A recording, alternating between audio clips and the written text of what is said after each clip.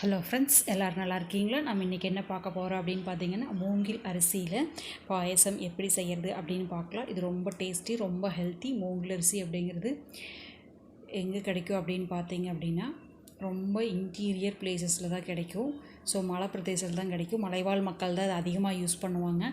So இது வந்து ரொம்ப ஹெல்த்தியான டிஷ்ஷு. எல்லா நோய்களையும் மேக்ஸிமம் இது க்யூர் பண்ணிடும். ஸோ வீக்லி ஒன்ஸ் அட்லீஸ்ட் இது ஏதோ ஒரு விதத்தில் சேர்த்துக்கிட்டால் ரொம்ப நல்லது. ஸோ 14 ஹார்ஸ் இந்த அரிசியை ஊற வச்சுருங்க.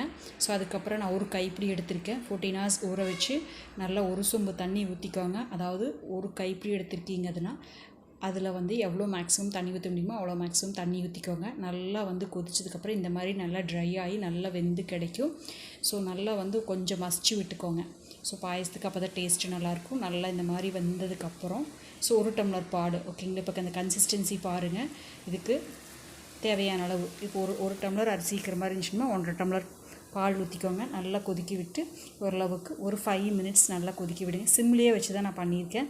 ஸோ 5 மினிட்ஸ் நல்லா சிம்மில் வேக வச்சுருங்க. ஆல்ரெடி பால் கொதிச்ச பால் அப்படிங்கிறனால 5 மினிட்ஸ் சிம்மில் வேக வச்சுருக்கேன். இப்போ உங்களுக்கு இனிப்பு எவ்வளோ தேவையோ அந்த அளவுக்கு நான் ஒரு கைப்பிடி அளவுக்கு அப்படிங்கிற 2 கைப்பிடி அளவுக்கு உங்களுக்கு மண்டை வெல்லம் போடுறேன். நல்லா மண்டை வெல்லம் கரையட்டும்.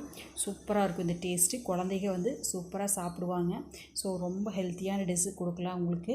ஸோ இது மாதிரி செஞ்சு பாருங்கள், எவ்வளோ யூஸ்ஃபுல்லாக இருக்குது அப்படின்னு தெரியும். ஸோ நல்லா வந்து கரைஞ்சிருச்சு. இப்போ வந்து மண்டை வெல்லம் கரைஞ்சதுக்கப்புறம் என்ன பண்ணலாம் அப்படின்னா 2 ஸ்பூன் நெய் விட்டுக்கலாம். ஸோ இது வந்து நெய் ஆப்ஷன் தான், உங்களுக்கு எவ்வளோ தேவையோ அந்த அளவுக்கு விட்டுக்கலாம். ஓகேங்களா? அடி பிடிக்காது ஆக்சுவலாக இது. அதனால் வந்து உங்களுக்கு ஆப்ஷன் தேவையான அளவுக்கு நெய் விட்டுக்கோங்க. கிட்ஸ் சாப்பிடும்போது நெய்யோடு சாப்பிட்டோம்னா ரொம்ப டேஸ்ட்டாக இருக்கும்.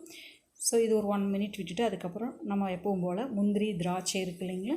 ஸோ முந்திரி திராட்சை நெய்யில் வறுத்து கொட்டிக்கலாம். ஸோ இந்த ரெசிபியை செஞ்சு பார்த்துட்டு கமெண்ட் பாக்ஸில் கமெண்ட் பண்ணுங்கள் எவ்வளோ சூப்பர் டேஸ்டியாக இருக்குது அப்படிங்கிறது. ஸோ கண்டிப்பாக கிட்ஸுக்கு பிடிக்கும். இது எல்லாத்துக்குமே ரொம்ப நல்லது, ஹெல்த்தியாகவும் இருக்கிற உடம்புக்கு. ஸோ இதை நல்லா சாப்பிட்டு பார்த்துட்டு எனக்கு கமெண்ட் பாக்ஸில் கமெண்ட் பண்ணுங்கள் எப்படி இருக்குது அப்படின்ட்டு. ஸோ பாருங்கள், இப்போ நல்லா வந்து கீயை நான் வந்து முந்திரி திராட்சையை நல்லா வறுத்து கொட்டிட்டேன்.